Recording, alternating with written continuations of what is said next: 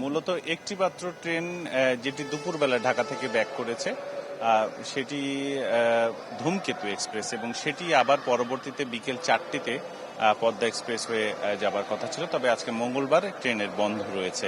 আমরা যতটা জানি যে গেল 3 থেকে 4 দিন রোববার থেকে মূলত ট্রেনগুলো সাপ্তাহিক ছুটি শুরু হয়েছে।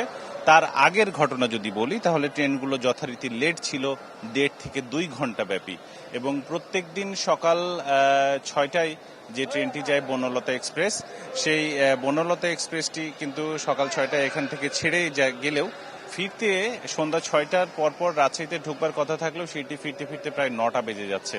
আজকে যেহেতু ঈদ স্পেশাল ট্রেনগুলো রওনা দিয়েছে ঢাকা থেকে, এখন পর্যন্ত একটি বাদে অন্য কোনো ট্রেন এসে পৌঁছয়নি। সিল্ক সিটি যেটি আসবার কথা রাত 9টার পর, এছাড়া বনলতা এক্সপ্রেসের আসবার কথা সন্ধ্যা 6টা বেজে 25 মিনিটে, কিন্তু সেটিও দেরি হতে পারে বলে স্টেশন ম্যানেজার আব্দুল করিম জানাচ্ছেন আমাদেরকে। আমরা জানতে চেয়েছিলাম যে ট্রেনগুলো কেন লেট করছে কিংবা কি পরিস্থিতি এখন পর্যন্ত। তিনি যেটি জানাচ্ছেন, রাজশাহী থেকে ঢাকা সরাসরি সিরাজগঞ্জ যমুনা সেতু হয়ে যে ট্রেনগুলো যায়, সেখানে নতুন একটি রেল সেতু হচ্ছে যেটি খুব শিগগিরই উদ্বোধন করবার কথা রয়েছে। কিন্তু সমস্যা হলো যে এই ট্রেনগুলোকে সচল রেখে আবার রেল সেতুর কাজ এগিয়ে নেওয়াতে কিছুটা বিলম্ব হচ্ছে যমুনা সেতুর ওই পারে এবং এই পারে। ফলে ট্রেনগুলো ঢাকা থেকে যমুনা সেতু পর্যন্ত খুব ভালোভাবে এলেও যমুনা সেতু থেকে রাজশাহী পর্যন্ত আসতে কিছুটা বিড়ম্বনা হচ্ছে, লেট হচ্ছে প্রায় 1 থেকে 1.5 ঘন্টা। যদিও তারা এই বিলম্বতা কাটিয়ে ওঠার চেষ্টা করছেন। রোববারে একটি ট্রেনের ছুটি ছিল, সোমবারে ছিল ধূমকেতু ট্রেনের ছুটি, আজকে মঙ্গলবার পদ্মার ছুটি ছিল, এবং এ বাদেও কিন্তু আরেকটি ট্রেন রয়েছে মধুমতি, যেটি দুপুরবেলা রাজশাহী থেকে ঢাকার উদ্দেশ্যে রওনা দেয় পদ্মা সেতু হয়ে। ফলে এখন আজ থেকে যেহেতু শুরু হয়েছে এবং রেল কর্তৃপক্ষের দাবি যে আগামী কয়েকদিন এটি মোটামুটি স্বাভাবিক থাকবে, যথারীতি ট্রেনগুলো যথাসময়ে ছেড়ে যাবে এবং যথাসময়ে ছেড়ে আসবে।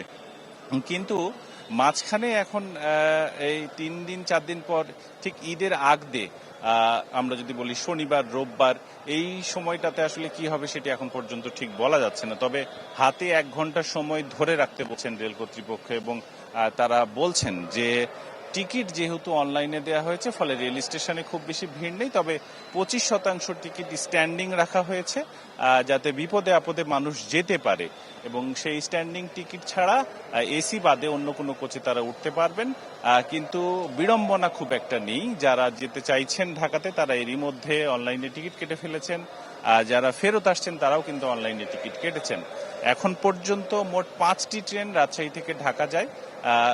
একটি হচ্ছে বনলতা, তারপরে সিল্ক সিটি, পদ্মা এক্সপ্রেস এবং ধূমকেতু। এর বাইরে মধুমতি এক্সপ্রেস একটি। মোটামুটি আজকের পর থেকে এটি যথারীতি যাওয়া আসা করবে। এর বাইরে খুলনায় রয়েছে 2টি ট্রেন এবং রাজশাহী থেকে পঞ্চগড়ে 2টি ট্রেন আছে। এছাড়া কমিউটার ট্রেন যেগুলো আছে সেগুলো কিন্তু চলাচল করছে।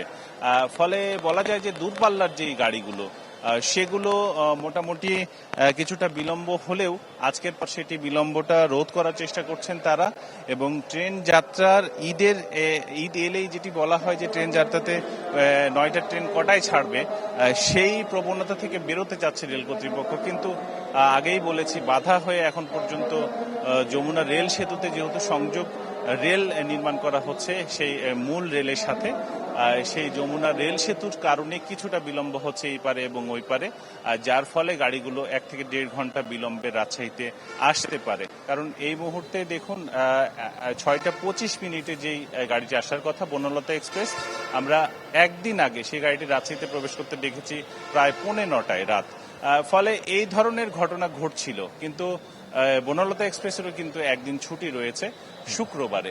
ফলে তারা চাইছেন যে যেহেতু 3টি রেক দিয়ে 3টি বগি, মানে 3টি ইঞ্জিন দিয়ে 4টি ট্রেন চালানো হয়, ফলে বগির সংখ্যা বাড়াতে, পাশাপাশি সময় যেন কাভার হয় এবং যাত্রীদের কোনোভাবে যেন সময় নষ্ট না হয়, যেটি 6টায় আসবার কথা সেই ট্রেনটি যেন রাত 10টা 11টায় না আসে, সেই চেষ্টাটা তারা করে যাচ্ছেন। এবং ঈদের যাত্রাটা নির্বিঘ্ন করতে শুধুমাত্র ঈদের দিন বাদে ঈদের পরে প্রায় 7 দিন অতিরিক্ত 6টি বগি যুক্ত করে ঢাকা থেকে রাজশাহীগামী যে ট্রেনগুলো সেগুলো সচল রাখার চেষ্টা করা হয়েছে যথাসময়ে। এ ছিল আমার কাছে রাজশাহী রেলওয়ে স্টেশন।